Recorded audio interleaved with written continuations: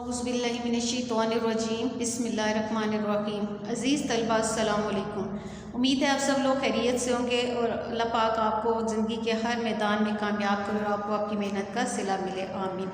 पिछली वीडियो में हमने जो थी मीर तकी मीर की गज़ल के पहले 4 अशार की तशरीह की थी। अब जो है हम अगले जो 3 अशार हैं और सवालात के जवाबात हैं वो करेंगे। अब शेर नंबर 5 है, मैं जो बोला कहा कि ये आवाज़ उसी खाना ख़राब की सी है। तो ये आप देखें कि इसका खाना ख़राब का मतलब होता है ख़राब हालत। तो इसकी भी आप तशरीह, जैसे मैंने आपको कहा था पहले आप लोगों ने अल्फाज मानी याद करने हैं, उसके बाद आपने जो है मीर तकी मीर का जो है 2-3 लाइनों में उनका तारुफ लिख देना है कि मीर तकी मीर को गज़ल का बादशाह कहा जाता है।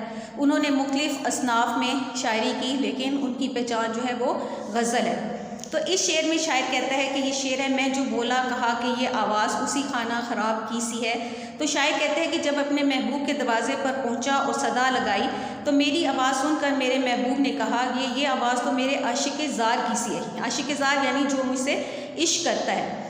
यहाँ शायर अपने महबूब का गिला करते हुए कहता है कि मेरा महबूब मेरी आवाज़ पहचानने में उसको तामुल है, यानी वो पहचान नहीं पा रहा। मैं उसको आवाज़ देता हूँ, मैं उसके दरवाजे पे जाके मैंने उसको आवाज़ लगाई तो वो सुन कभी शिशो पानी में मुब्तला है, यानी उसको ये शक है कि शायद ये पता नहीं मेरी आवाज़ है भी या नहीं, या ये भी हो सकता है कि वो मेरी आवाज़ पहचान कर भी अनजान बन गया हो। शायर कहते हैं कि मेरा महबूब मुझसे इतना बेगाना हो गया है कि वो मेरी आवाज़ की पहचान भी भूल गया है।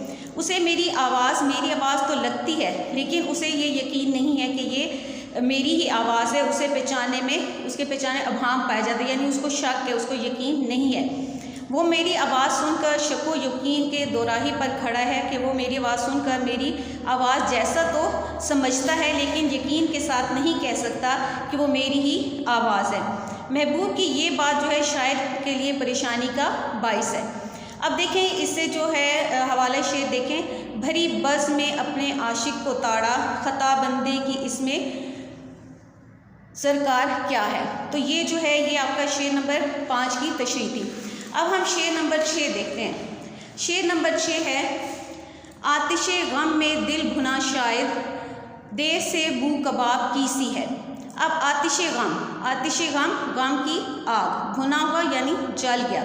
अब ये जो मीर तकी मीर का ये शेर जो ये हकीकत से बईद है, यानी हकीकत से इसका कोई ताल्लुक़ नहीं है।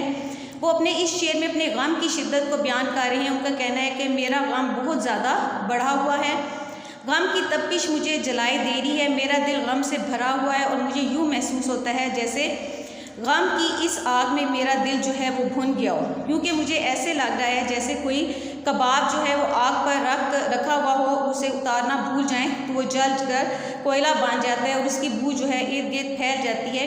इसी तरह मुझे भी अपने दिल के जलने की बू आ रही है। यहाँ मीर ने अपने दिल को कबाब से और गम की शिद्दत को आग से तशबीह दी है, क्योंकि गम की शिद्दत ने उनके दिल को इस तरह जला दिया है जिस तरह आग जो है वो कबाब को जला देती है। गोया उनका दिल जो है वो गमों के पहाड़ के नीचे दबा जा रहा है और वो दर्दो गम के बायस तड़प रहा है। यानी इसमें भी है जो है ये मुबालगा आराई से काम लिया गया है, यानी बात को बढ़ा चढ़ा कर पेश किया गया है। ऐसा नहीं होता कि दिल जल कर कबाब हो जाता है, लेकिन उन्होंने सिर्फ अपने दिल को कबाब से तशबीह दी है कि जैसे कोई कबाब जो है आग पर रखा हुआ हो, तवे पर रखा हो, उसको उतारना भूल जाए वो जल जाता है, उसकी बू हर तरफ फैल जाती है।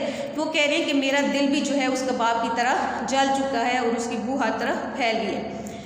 इसका हवाले शेर देखें, दिल की वीरानी का क्या मज़कूर है, ये नगर सो मरतबा लूटा गया। अब जो है शेर नंबर 7 देखें। ये शेर नंबर 7 जो है ये इस गज़ल का मक्ता भी है। जैसे पहला शेर जो होता है वो मतला होता है और जो आखिरी शेर जिसमें शायर जो है अपना तखल्लुस इस्तेमाल करता है उसको मक्ता कहते हैं। शेर नंबर 7 देखें, मीर उन नीम बाज आँखों में सारी मस्ती शराब की सी है। नीम बाज आँखें कौन सी होती हैं? आधी खुली आधी बंद आँखें जो होती हैं। मस्ती शौकी, शराब यानी नशा व जो मशरूब होता है। तो इस मक्ते के इस शेर में जो है मीर कहते हैं कि वो अपने महबूब की आंखों की तारीफ़ कर रहे हैं। कहते हैं कि मेरे महबूब की आधी खुली और आधी बंद आँखें ऐसी हैं जैसे कोई शराब के नशे में मखमूर हो और उसकी आंखों में इस नशे के जो है असरात ज़ाहिर होकर आंखों को नशीला बना दें। लोग तो शराब पीकर आंखों को मस्ती की हालत में लाते हैं, लेकिन मेरे महबूब की आंखों में कुदरती तौर पर ऐसी मस्ती है, इसे किसी शराब की ज़रूरत नहीं है।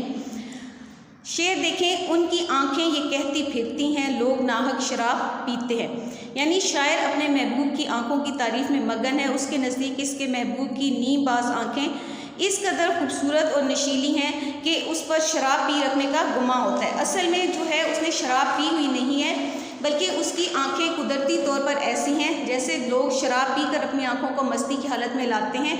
तो वो कहते हैं कि मेरी महबूब की आंखें जो हैं वो कुदरती तौर पर ही ऐसी मस्ती से सरशार हैं, यानी भरी हुई हैं। शायर ने अपने महबूब की आंखों को शराब की मस्ती से तशबीह दी है। अपने महबूब की आंखों को शायर ने शराब की सी मस्ती कहा है, शराब की मस्ती नहीं कहा कि उसके महबूब की आंखों में शराब की सी मस्ती है, कि शराब की मस्ती नहीं है कि उसने शराब नहीं पी हुई, लेकिन वैसे उसकी आंखें वैसी हैं। यानी उसके कहने का मतलब है कि मेरे महबूब की आंखों में शराब की सी मस्ती है, शराब की मस्ती नहीं है।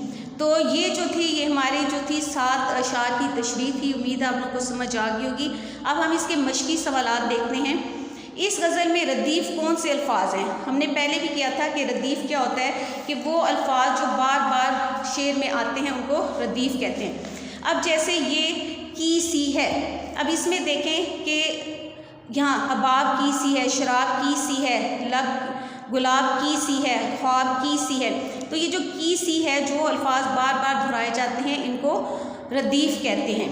अब उन्होंने कहा है कि इस गज़ल से 4 काफ़ियों की निशानदेही करें। काफ़िया मैंने आपको पहले भी बताया था कि हम आवाज़ अल्फाज को कहते हैं। तो इसके जो काफ़िए हैं वो हैं हबाब, सराब, गुलाब, ख्वाब, इस्तराब, खराब, कबाब और शराब। ये जो है ये इसके काफ़ी हैं, यानी जो मिलती जुलती आवाज़ वाले, जो इनकी आवाज़ एक जैसी होती है, उसको हम काफ़िए कहते हैं। अब है दूसरे शेर में होंठों को किस चीज़ से तशबीह दी गई है? तो दूसरे शेर में शायर ने अपने महबूब के होंठों को गुलाब की पंखड़ी से तशबीह दी है कि जिस तरह गुलाब की पत्ती नरम व नाजुक और सुर्ख होती है, इसी तरह मेरे महबूब के होंठ भी नरम व नाजुक और सुर्खी लिए हुए हैं। अब अगला सवाल देखें कि मीर ने नीमबाज आँखों की मस्ती को क्या करार दिया। ये अभी हमने जो था आखिरी शेर जो था शेर नंबर 7 की तशरीह में देखा है कि मीर ने नीमबाज आँखों की मस्ती को शराब की मस्ती करार दिया है। शायर के कहने का मतलब है कि मेरे महबूब की आँखों में शराब की सी मस्ती है, शराब की मस्ती नहीं। अगला सवाल देखें कि शायर इस तरह की हालत में क्या करता है। शायर इस तरह की हालत में बार बार अपने महबूब की चौखट पर जाता है, यानी उसके दरवाजे पर जाता है। वो उससे अपने दिल की हालत बयान करना चाहता है, लेकिन कुछ कहे बगैर ही वापस आ जाता है। वापस आकर शायर का दिल अजीब किस्म की बेचैनी और बरकरारी में मुबतला होता है, क्योंकि वो अपने दिल की हालत अपने महबूब से कह नहीं पाता। अब देखें अगला सवाल है कि दर्ज मुरक्कब की कौन सी किस्म है। अब देखें ये मुरक्कबे इजाफ़ी हैं, चश्मे दिल, उसके लाभ, आतिशे गम, उसका दौर, जिसमें का आ जाता है, की आ जाता है, के आ जाता है, या अब जिस लफ्ज़ के नीचे ज़ेर होती है चश्मे दिल, अगर हम उसका मतलब निकालें तो दिल की आँख, आतिशे गम, गम की आग। तो इसके भी जब हम मतलब निकालेंगे तो वो का की के ही होगा, इसलिए ये मुरक्कबे इजाफ़ी हैं। तो ये हमारी थी मीर तकी मीर की गज़ल की मश्क, उसके जो तशरीह थी, उसके सवालात के जवाबात थे। उम्मीद है आप लोगों को समझ आ गई होगी।